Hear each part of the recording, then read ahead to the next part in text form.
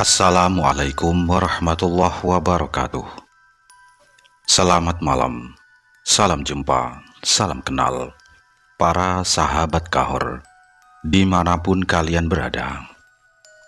Masih bersama Bang Fawa. Di malam yang sepi ini, dinginnya kabut mulai turun dari perbukitan. Bukan hanya menyelimuti hutan rimba, tetapi juga menyusup masuk ke jendela-jendela rumah kita. Di waktu seperti ini, saat suara bintang malam sudah terdiam, dan hanya lolongan anjing hutan yang memecah kesunyian, inilah saatnya tabir antara dunia kita dan dunia orang halus sudah menipis. Malam ini, kita akan menelusuri sebuah kisah dari sebuah desa terpencil yang namanya saja sudah membuat bulu kuduk berdiri. Desa Kubur, yang konon dibangun tepat di atas jalur lintasan para datu penunggu hutan dan arwah-arwah penasaran. Kisah ini datang dari seorang pemuda bernama Irsyad yang harus menghadapi teror sendirian di dalam rumahnya, yang hanya dipisahkan oleh jalan setapak dari pemakaman umum yang baru saja menampung jasad seorang ibu hamil yang meninggal tragis. Apakah teror yang ia hadapi hanyalah ilusi yang diciptakan oleh gelap dan rasa bersalah? Atau adakah kekuatan lain? Langsung saja, mari kita simak cerita Malam Mencekam Rumah Samping Makam Tanah Kalimantan.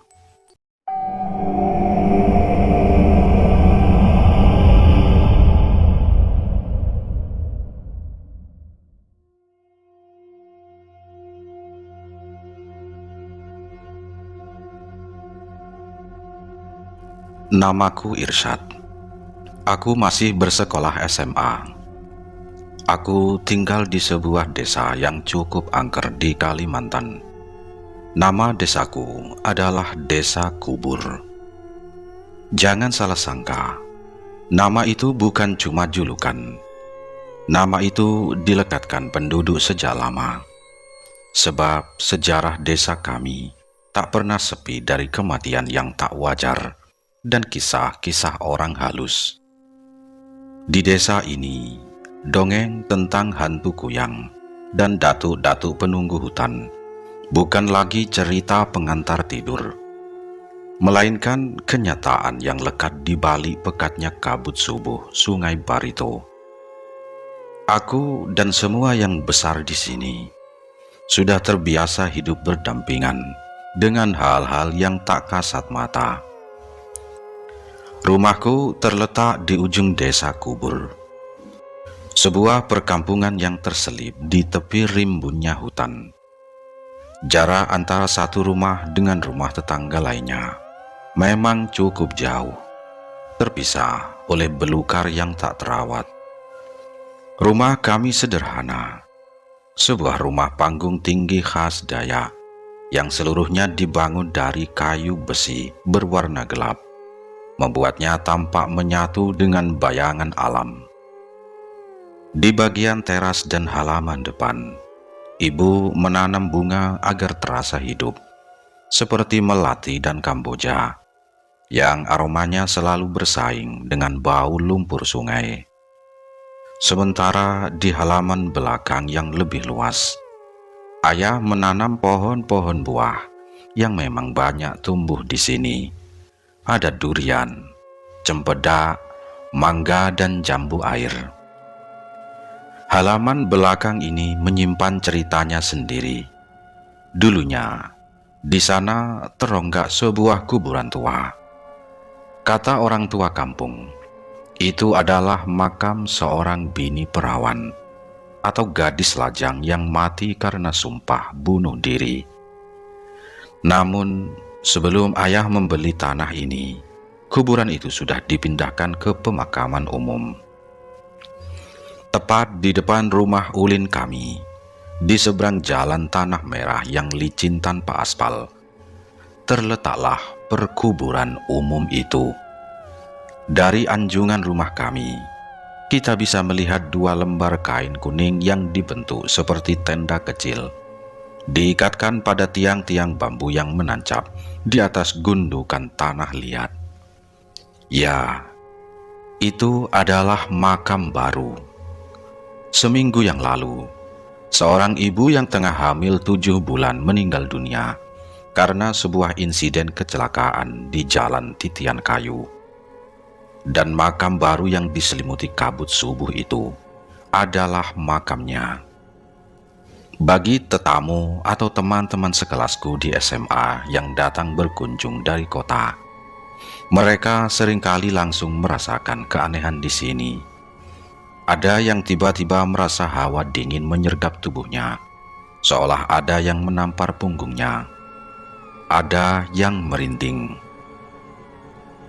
Ada juga yang merasa seperti diiringi oleh bayangan. Bagian dalam rumah ulin kami memang dihiasi dengan beberapa benda pusaka, seperti beberapa ukiran Dayak bermotif aso atau anjing penjaga yang menggantung di dinding, patung-patung binatang dari akar kayu ramin yang disusun di atas bufet tua, dan sebuah topeng hudok berukuran besar, hidung panjang, bibir tebal dan merah, alis melengkung mirip datuk penjaga yang ayah pajang di atas meja kayu. Meskipun demikian, kami sekeluarga sampai detik ini tidak pernah merasakan hal aneh. Mungkin mereka merasa seperti itu karena terbawa suasana rumah kami yang hanya dipisahkan jalan setapak dengan pemakaman. Hari Kamis adalah hari yang melelahkan bagiku. Aku harus mengikuti kegiatan ekstrakurikuler di sekolah kota dan tiba di rumah saat senja sudah mulai ditelan gelap. Begitu letih, sehingga setelah sholat Isya, aku memilih tidur lebih awal.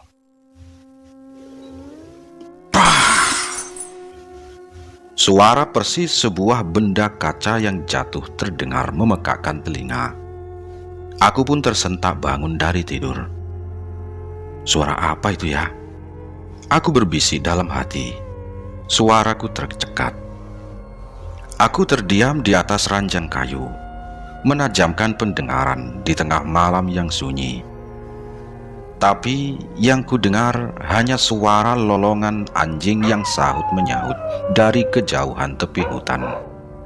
Dan sesekali suara burung kuau yang serak menambah suasana hatiku semakin kacau. Dari arah makam, samar-samar kudengar suara aneh. Persis seperti gemericing manik-manik tua yang bunyinya semakin lama semakin mendekat ke arah rumahku. Jantungku berdebar kencang, memukul-mukul rongga dada, seolah ingin keluar. Aku tahu, suara itu bukan suara binatang atau orang lewat. Jalan di depan rumah sudah lama sepi setelah jam 8 malam. Dentar perak itu terdengar seperti giring-giring Dayak. Lonceng kecil yang biasanya terikat pada selendang atau ikat kepala sering dikaitkan dengan kedatangan panglima atau arwah orang penting. Aku menarik napas dalam, berusaha meyakinkan diri bahwa ini hanya delusi karena kelelahan. Tapi suara itu tidak berhenti. Kali ini ia berhenti tepat di depan anjungan atau teras rumah ulin kami. Aku merasakan aroma bunga Kamboja yang ditanam ibu di depan tercium begitu pekat, bercampur dengan bau lumpur sungai kering dan sedikit bau tali rapia yang basah, seperti bau dari dalam kubur yang baru digali. Dengan keberanian yang entah datang dari mana, aku merangkak turun dari ranjang kayu. Aku mengintip dari celah kecil jendela yang terbuat dari kayu meranti. Di luar, Bulan sabit yang terkurung kabut tipis menerangi halaman. Di sana, aku melihatnya. Sesosok bayangan tinggi kurus berdiri di bawah pohon durian, dekat batas tanah yang dulunya adalah makam bini perawan yang dipindah. Ia mengenakan baju seperti jubah panjang berwarna hitam arang dan tidak bergerak. Aku tidak bisa melihat wajahnya, hanya siluet yang bergetar. Suara gemerincing getar perak itu berhenti. Hening, sunyi. Hanya ada suara jangkrik dan debur pelan air di sungai Barito nan jauh di belakang desa. Kemudian, bayangan itu perlahan mulai bergerak. Bukan ke arah jalan, melainkan ke arah anjungan rumah. Ia tidak berjalan, tapi melayang rendah di atas tanah merah. Aku bisa mendengar di tengah keheningan suara krek, krek, krek. Suara pelan, suara tiang rumah kami yang terbuat dari kayu ulin, seolah sedang menahan beban yang tak terlihat. Bayangan itu telah mencapai tangga rumah kami. Kemudian ia mulai naik. Aku bisa mendengar suara deritan kayu ulin yang sangat pelan, seolah setiap langkahnya sengaja diinjakkan dengan bobot ringan namun menekan. Tiang-tiang rumah panggung itu bergetar samar. Suara gentar perak itu kini berada di lantai anjungan, bergerak perlahan menuju ambang pintu utama, tepat di balik tirai kayu yang memisahkan ruang luar dengan ruang tamu. Aku merasakan aroma pekat Kamboja dan lumpur kuburan itu menyusup masuk melalui celah-celah papan dinding. Aku membeku di balik jendela meranti. Napas tertahan di tenggorokan. Tiba-tiba, suara gentar perak itu menghilang sepenuhnya. Yang terdengar kini hanya hembusan napas yang berat, sangat dekat, seolah sosok itu tengah berdiri hanya sejengkal dari tubuhku, dipisahkan oleh dinding kayu yang tipis. Hembusan napas yang dingin dan berat itu terasa menusuk, seolah aku bisa merasakan embunnya. Aku memejamkan mata erat-erat, berharap semua ini hanyalah mimpi buruk yang akan segera berakhir. Aku tidak tahu sudah berapa lama aku terdiam di sana, kaku. Suara gentar perak itu kembali terdengar. Namun, kali ini letaknya bukan di luar, melainkan terasa seperti berasal dari dalam rumah, dari ruangan tengah di mana ayah memajang topeng hudok besar. Sosok itu pasti sudah berhasil masuk. Perasaan takut dan teror yang mencekik membuatku gemetar hebat. Aku memutuskan menarik selimut tebal dan kembali melanjutkan tidur. Berpikir keras, jika aku tidur, aku tidak akan melihatnya, batinku. Dan aduh, kenapa harus sekarang sih? Aku mengoceh pelan ketika tiba-tiba perasaan ingin buang air kecil itu datang di saat yang paling tidak tepat. Aku rapatkan kedua kaki dan meringkuk di balik selimut, berharap hasrat ingin pipis ini bisa kutahan hingga pagi. 5 menit sudah berlalu dan akhirnya aku menyerah. Jika seperti ini terus, bisa-bisa besok pagi aku harus menjemur kasur. Dan itu sangat memalukan jika seorang pelajar SMA sepertiku yang biasa menjelajah hutan mengompol karena ketakutan. Aku bergerak turun dari tempat tidur. Aku meraba-raba mencari sebuah tombol di dinding untuk menyalakan lampu di kamarku.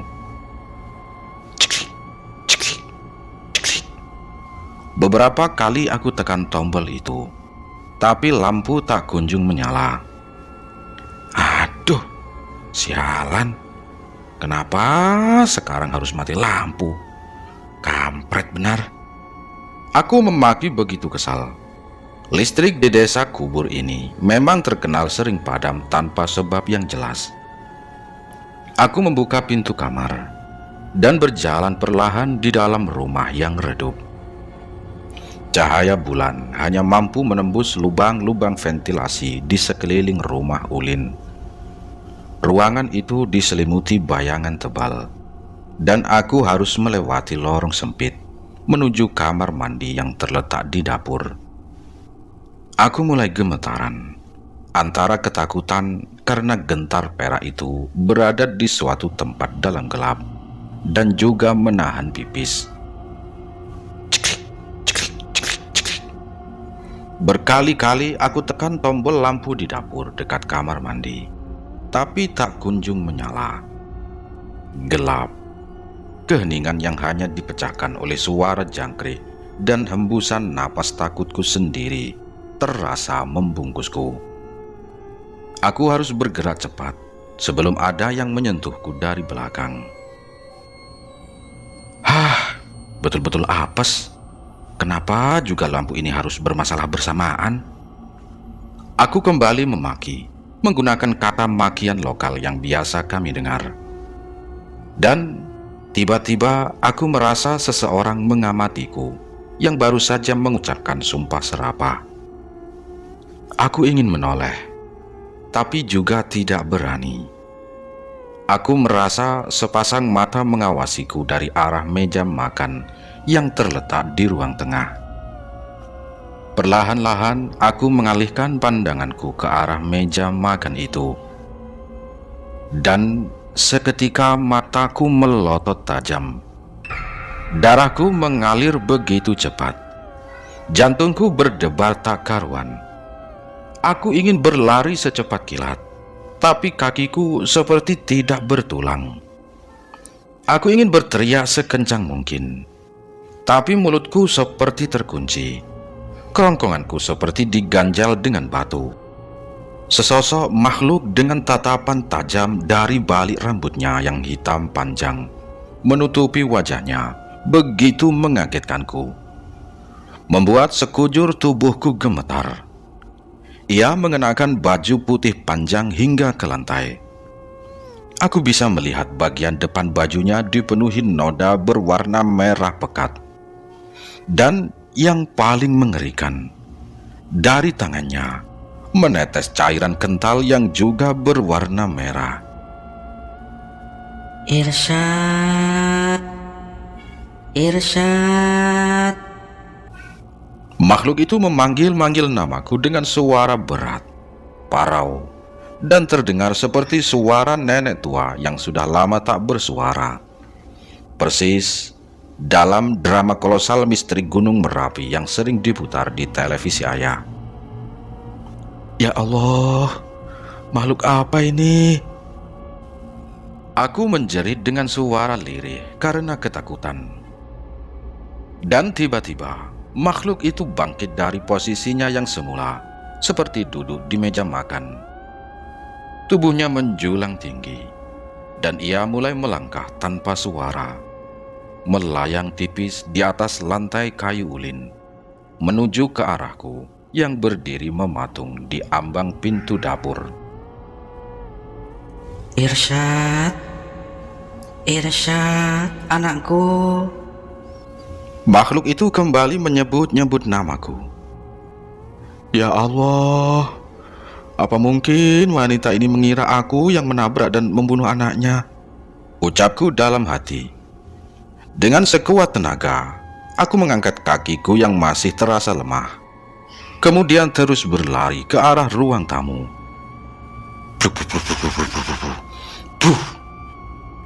Tubuhku ambruk di atas sofa panjang dari rotan, setelah tadi tersandung oleh sesuatu.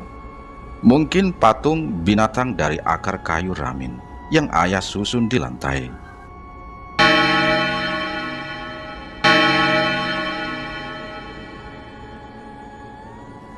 Suara lonceng jam dinding tua yang bergantung di dinding ruang tamu berbunyi nyaring, memecah keheningan. Aku semakin ketakutan. Dari kaca jam dinding itu, aku melihat sosok makhluk berambut panjang di dapur, bergerak menuju ruang tamu dan masih menyebut-nyebut namaku. Irsyad, kemarilah, Irsyad. Aku mencoba mengangkat tubuhku, dan tidak sengaja tangan kananku mendarat pada beberapa jari-jari kecil.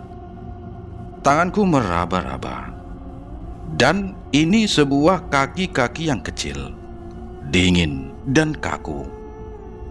Aku angkat tubuhku, melihat apa sebenarnya yang aku pegang ini.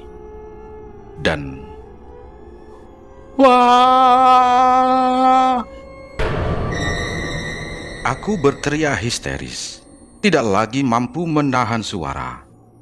Bersamaan dengan jeritanku, aku melihat sosok anak kecil tanpa baju, hanya bercelana dalam putih, dengan muka pucat pasi, berdiri tepat di hadapanku. Matanya hitam cekung, menatapku dengan tatapan kosong, dan ia mengeluarkan suara seperti cekikan yang pelan. Makhluk anak kecil itu bukan hanya diam, tapi juga mengangkat satu tangan kirinya yang berwarna abu-abu kehijauan, dingin dan penuh bercak. Kemudian dia menyentuh pipiku. Sentuhan itu terasa sangat dingin, seperti bongkahan es dari hulu sungai Mahakam, yang membuatku mati rasa. Aku tidak tahu lagi harus berbuat apa. Aku ingin berteriak memanggil ayah atau ibu, namun suara mereka tidak kunjung terdengar. Sosok ibu yang bernoda merah itu kini telah berdiri di ambang ruang tamu, tepat di belakang hantu anak kecil itu. Wajahnya yang tertutup rambut hitam panjang menunduk ke arahku. Aku bergegas bangkit dan berlari menuju pintu utama rumah ulin kami. Kali ini, langkah kakiku dari arah dapur terdengar lebih cepat, dan tangisan anak kecil tiba-tiba muncul dan membuatku semakin bergetar. Tangisan itu seperti lengkingan burung kuau yang tersedak, sangat menyayat hati. Aku berlari sekuat tenaga. Aku harus keluar dari rumah penuh hantu ini, ucapku dalam hati. 2 langkah lagi gagang pintu itu akan kurai, dan sret, pintu itu membuka sebelum aku sentuh. Aku berdiri mematung, mulutku menganga, mataku melotot tak berkedip. Di ambang pintu berdiri seorang laki-laki berbadan tegap dan tinggi. Ia memakai topi koboi berwarna hitam, menggunakan masker penutup mulut berwarna hitam, dengan celana dan baju serba hitam. Penampilannya mengingatkanku pada sosok panglima hutan yang diceritakan kakek. Di tangan kanannya, ia memegang sebuah parang mandau berukuran panjang yang mengkilap. Di tangan kirinya, aku melihat ia memegang seutas tali dengan benda bulat, persis kepala manusia yang terbuat dari kayu, namun sungguh menyeramkan. Apa ini ya Allah? Ucapku lirih. Aku semakin ketakutan. Aku melangkah mundur perlahan, dan panglima hitam itu malah bergerak maju dan memasuki ruang tamu. Aku samar-samar mendengar lelaki itu memanggil namaku dari balik masker yang menutupi separuh wajahnya. Irsyad, Irsyad. Apa mungkin dia adalah suaminya? Apakah dia ingin membunuhku? Aku memang mengendarai sebuah motor persis di dekat lokasi kecelakaan ibu hamil itu seminggu yang lalu, tapi aku tidak menabraknya, pikirku. Aku teringat pada kecelakaan yang menewaskan ibu hamil itu, yang makam barunya berada di seberang jalan. Aku tidak bisa berpikir jernih lagi. Semua yang kutemui malam ini, hantu ibu baju merah, hantu anak kecil pucat, dan kini Panglima Hitam bermandau, semuanya terasa seperti rangkaian pembalasan dendam. Aku segera membalikkan badan dan berlari sekencang-kencangnya ke arah kamar ayah dan ibu. Aku harus membangunkan mereka, tidak peduli apapun yang terjadi. Badanku bergetar hebat, peluhku bercucuran, bulu kuduku merinding. Kurasakan air mataku mulai mengalir. Ya Allah, seperti inikah akhir hidupku? Keluhku di dalam hati. Aku sudah kehilangan tenaga.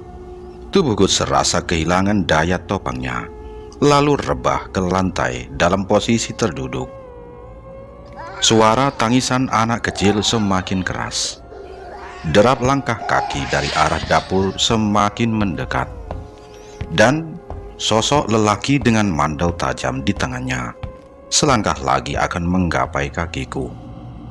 Suara tangisan, bunyi lonceng jam dinding, dan suara dua makhluk yang memanggil-manggil namaku membuatku merasa seperti di perkuburan yang penuh dengan hantu yang ingin balas dendam. Kukumpulkan segenap keberanianku. Setidaknya, jika aku mati, aku harus tetap memberikan perlawanan. Aku menelan ludah dan mulai mengeluarkan suara. Tol. Belum juga selesai teriakanku meminta tolong, beberapa jari jemari sudah membungkam mulutku dari arah belakang. Kurasakan beberapa helai rambutnya menyentuh leherku. Aku mencoba melepaskan tangan itu dengan kedua tanganku, tapi dia terlalu kuat untuk dilawan. Jari jemarinya basah dan mulai meneteskan cairan merah yang jatuh membasahi kulit tanganku. Dan begitu dingin. Kurasakan wajahku dipenuhi cairan lengket yang berasal dari telapak tangan makhluk itu. Oh tidak. Sosok laki-laki itu kini memegang erat kakiku yang meronta-ronta. Ya Allah, tolong hamba, selamatkan hamba ya Allah. Di posisi yang disekap dua makhluk ini, aku masih terus berdoa, mencoba melepaskan diri meskipun terasa tidak mungkin. Setelah meronta-ronta dan memberikan perlawanan, akhirnya aku pasrah tidak berdaya. Jika memang ini jalan hidupku, aku pasrah ya Allah, ucapku dalam hati. Dan tiba-tiba, cing, semua lampu di rumah ini menyala. Cahaya putih yang tajam dari lampu-lampu di rumah Ulin menyambar, menghalau kegelapan dan bayangan tebal yang selama ini menyelimuti. Bersamaan dengan nyalanya lampu, perlahan-lahan tangan yang membekap mulutku hilang. Kakiku pun sudah bebas bergerak. Meskipun begitu, aku masih mendengar suara tangisan anak kecil. Aku terkesiap. Semua terasa nyata. Namun kini, dengan cahaya yang terang benderang, semua mulai terlihat berbeda. Kulihat bajuku juga dipenuhi noda cairan berwarna merah. Kusapu mulutku dengan tangan, dan kudapati cairan merah yang juga masih menetes. Aku mencium tanganku. Aroma merah itu bukan lagi bau lumpur kubur atau darah, melainkan bau yang aneh, seperti aroma buah yang manis. Aku masih bingung dengan apa yang terjadi. Apa yang terjadi dengan diriku ya? Aku berbicara pada diriku sendiri. Aku menoleh ke belakang, ke arah yang tadi membekap mulutku. Namun tidak ada siapa-siapa di sana. Ruangan itu kini kosong. Mataku menyapu cepat ke arah ruang tamu. Hantu ibu berambut panjang dengan baju merah dan sosok anak kecil yang pucat pasi itu sudah lenyap tak berbekas. Topeng hudok yang terpajang di ruang tengah pun hanya diam di tempatnya, menatap kosong seperti biasa. Lalu mataku tertuju pada pintu depan. Panglima hitam bermandau itu juga sudah tidak ada. Namun di lantai kayu ulin dekat ambang pintu berserakan serpihan kaca. Aku teringat suara prak yang membangunkanku tadi. Serpihan itu berasal dari botol kaca yang pecah. Dan di samping serpihan itu terdapat sisa-sisa cairan merah yang kental yang sama, yang tadi sempat membuatku ketakutan setengah mati. Tiba-tiba, suara tangisan anak kecil itu terdengar lagi. Kali ini dari arah dapur, tapi tidak lagi menyeramkan. Wah, ayah, Irsat ayah, Kak Irsat. Itu suara adikku, namanya Intan, yang baru berusia 5 tahun. Aku terhuyung-huyung berdiri dan bergegas menuju dapur. Bingung, antara lega dan masih syok. Tepat ketika aku mencapai ruang tengah, dari arah belakang, aku merasakan seseorang mengguncang pundakku. Irsat, Irsat anakku, tenang nak, kamu kenapa? Aku berbalik. Itu adalah ibu. Ibu? Sejak kapan ibu ada di sini? Tanyaku heran. Irsat, kamu gak apa-apa kan nak? Kata ibu. Aku menoleh ke arah pintu dapur. Di dekat kakiku, ayah berjongkok dengan tatapan khawatir. Maskernya yang tadi hitam dan menakutkan kini menggantung di lehernya. Loh, ayah kenapa ada di situ? Aku masih kebingungan. Ayahku yang tadi terlihat seperti panglima hitam pembawa mandau, sekarang terlihat seperti dirinya sendiri. Hanya saja pakaiannya gelap karena baru saja dari luar. Aku menoleh ke arah sofa. Kudapati adikku Intan tanpa baju, dengan bedak dingin yang mulai mengering di sekujur tubuhnya. Dia masih terus menangis. Ibu dengan perlahan mendekati meja di dekat sofa, mengambil beberapa lembar tisu, kemudian membersihkan tangannya yang dipenuhi cairan merah kental. Lalu meraih adikku, kemudian menenangkannya. Aku masih kebingungan ketika ibu mulai bercerita, menjelaskan semua kejadian yang baru saja aku alami. Seolah-olah itu adalah serangkaian mimpi buruk yang konyol. Tadi tiba-tiba listrik padam dan adikmu merasa kepanasan di dalam kamar. Ibu membawanya ke sofa, mengolesi badannya dengan bedak dingin, kemudian terlelap. Sementara adikmu terlelap, ibu ke dapur untuk membuatkan susu. Karena terlalu gelap, ibu tidak sengaja menyenggol botol sirup pisang Ambon di atas meja makan, yang akhirnya tumpah mengenai tubuh ibu, sebelum akhirnya botol itu jatuh dan pecah. Ibu sementara membersihkannya, melihat kamu tiba-tiba menyalakan lampu, berusaha menyalakan tetapi lampunya kan mati. Lalu kamu tiba-tiba berteriak histeris dan tiba-tiba berlari tak karuan, kata si ibu. Mendengar penjelasan itu, seluruh kengerian yang kualami seakan runtuh seketika. Hantu ibu baju merah itu adalah ibu yang tubuhnya berlumuran sirup pisang Ambon yang tumpah, yang membersihkan diri dalam gelap. Dan cairan merah kental adalah sirup pisang Ambon itu sendiri. Dan hantu anak kecil yang pucat itu adalah adikku si Intan yang sedang tidur pulas. Tubuhnya dingin karena bedak, dan karena gelap, aku melihatnya pucat. Tangisan anak kecil yang kudengar di akhir tadi adalah tangisan Intan yang terbangun karena suara ributku. Dan Panglima Hitam itu adalah ayah yang baru saja pulang dari pengajian di balai desa, mengenakan baju, celana, dan topi hitam, serta masker karena debu jalanan desa kubur yang tanahnya kering. Dan mandau yang ia pegang adalah pegangan ayah ketika mencari durian di belakang. Semua itu masuk akal. Semua kengerian itu adalah rangkaian kesalahpahaman. Aku menoleh pada ayah, yang kini duduk di sebelah ibu dan Intan. "Lalu, ayah kenapa seperti itu?" tanyaku pada ayah. Kini giliran misteri mandau dan kepala manusia itu yang harus dijelaskan. Ayah tersenyum kecil di balik maskernya yang sudah melorot di leher. "Tadi ayah di halaman belakang mencari durian yang mulai berjatuhan. Baru juga 1 buah yang ayah dapatkan. Ayah kaget dengan suara berisik yang berasal dari rumah.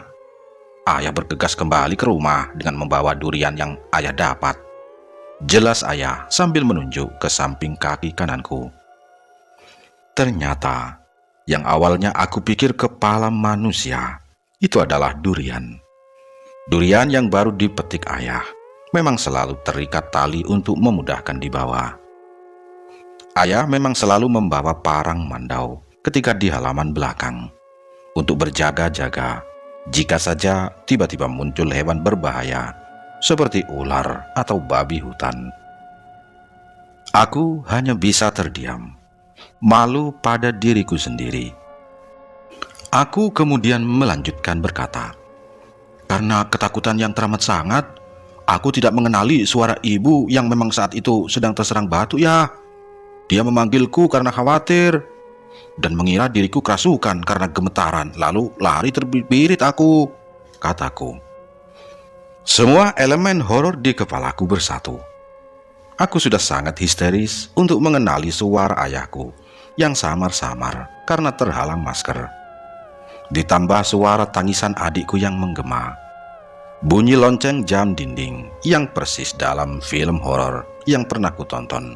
Semua itu membuat pikiran normalku buyar dan dipenuhi pikiran tentang hantu yang bergentayangan di rumahku. "Syukurlah kalau kamu tidak apa-apa, Nak. Lain kali jangan mudah termakan halusinasi. Kamu tahu, tempat kita memang dekat dengan makam.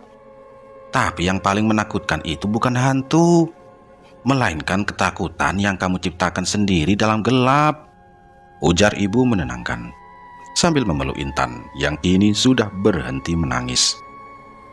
Aku mengangguk, lega dan malu. Malam itu mengajarkanku sebuah pelajaran berharga, bahwa terkadang yang paling menakutkan dalam hidup bukanlah hal mistis di luar sana, melainkan imajinasi liar yang dipicu oleh kegelapan dan rasa bersalah. Mungkin rasa bersalah karena aku berada di dekat lokasi kecelakaan itu. Meskipun demikian, aku masih tidak bisa melupakan suara gentar perak atau gemerincing manik-manik tua di anjungan rumah kami. Itu suara apa? Aku masih duduk di lantai. Tubuhku lemah dan shock setelah rangkaian peristiwa yang ternyata hanyalah kesalahpahaman. "Kamu ini bikin khawatir aja, Irsyad," ucap ibu dengan adikku Intan yang digendongnya. Aku masih dalam posisi duduk karena masih terlalu lemah dan kaget. Bu, ini bau apa ya?" Ayah bertanya dengan hidungnya yang bergerak-gerak mencari sumber bau. Ibu mendekatiku, duduk tepat di sampingku dan adikku Intan di pangkuannya. "Iya ya, ini bau apa ya? Ibu juga rasa kok," jawab ibu dengan hidungnya mengendus-ngendus mencari sumber bau. Sedangkan aku merasakan sesuatu yang hangat ada pada diriku. Sesuatu itu menjalar melewati kakiku dan merembes melalui serat-serat celanaku yang longgar dan setinggi lutut. Dan kini aku menatap bagian bawah betisku bak saluran irigasi yang dialiri air berwarna kekuning-kuningan. Setelah menyaksikan saluran irigasi itu, ibu dan ayah kompak bersuara. "Lah, Irsyad jorok," kata mereka berdua. Dan dengan spontan bergerak menjauhiku. Menyadari itu semua, aku hanya bisa tertawa terkekeh. "Hehehe, maaf ya, Bu." Ya, ternyata puncaknya adalah aku benar-benar mengompol karena ketakutan yang teramat sangat dan menahan hasrat buang air kecil yang gagal total. Lalu bagaimana dengan suara gentar perak atau gemerincing dari arah perkuburan? Dan inilah jawabannya. Bagi kami yang sudah bertetangga cukup lama dengan tempat pemakaman umum, itu sudah menjadi hal yang biasa. Tidak hanya bunyi seperti lonceng kuda, suara lolongan anjing, burung hantu, suara tangisan wanita, suara teriakan. Semuanya seolah sudah menjadi musik latar di desa ini. Namun, di balik semua kebiasaan itu, ayahku pernah menjelaskan padaku, suara gentar perak yang aku dengar adalah suara babi hutan yang biasanya membawa bunga-bunga perak di tubuhnya saat mencari makan. Babi hutan ini sering turun dari rimba di malam hari, mencari sisa makanan, dan tanpa sengaja bergesekan dengan pagar di pemakaman di seberang jalan. Malam itu, semua kengerian yang kualami, hantu, panglima, teror, dan mandau, ternyata hanya disebabkan oleh pertama listrik padam, kemudian sirup pisang Ambon, lalu topi koboi dan mandau itu ada di penampilan ayah. Ada juga babi hutan dengan suara gentar gemerincing, dan yang paling memalukan adalah pipis di celana. Aku hanya bisa tersenyum masam memandangi genangan kuning di lantai. Inilah cerita horor yang paling memalukan dalam hidup seorang Irsyad, anak dari desa kubur di tepi Sungai Barito. Dan tidak menutup kemungkinan suara bunyi lonceng kuda, lolongan anjing, dan burung hantu malam ini adalah pertanda jika memang ada sesuatu di pekuburan seberang sana. Dan jika saja malam ini hanya aku yang mendengar suara-suara itu, maka mungkin saja. Aku baru saja mengganti pakaianku di saat ibu memintaku membersihkan tumpahan sirup yang belum sepenuhnya dibersihkan. Aku bergerak menuju dapur di dekat meja makan. Semakin mendekati meja makan, aku merasakan aroma tajam yang menusuk hidungku.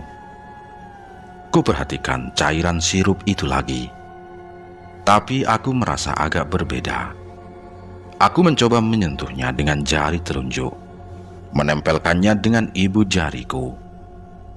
Cairan ini sangat kental, tapi tidak mengeluarkan aroma khas sirup pisang Ambon seperti yang tadi ada di tangan ibu dan yang menempel di pipiku. Cairan ini berbeda. Aku mendekatkan jari ke hidung perlahan-lahan, dan wah! Aku berteriak histeris, kemudian tidak sadarkan diri. Setelah mengetahui cairan itu memang adalah darah segar. Demikian cerita ini sobat. Semoga kalian terhibur. Salam dari Bang Fawa. Wassalam.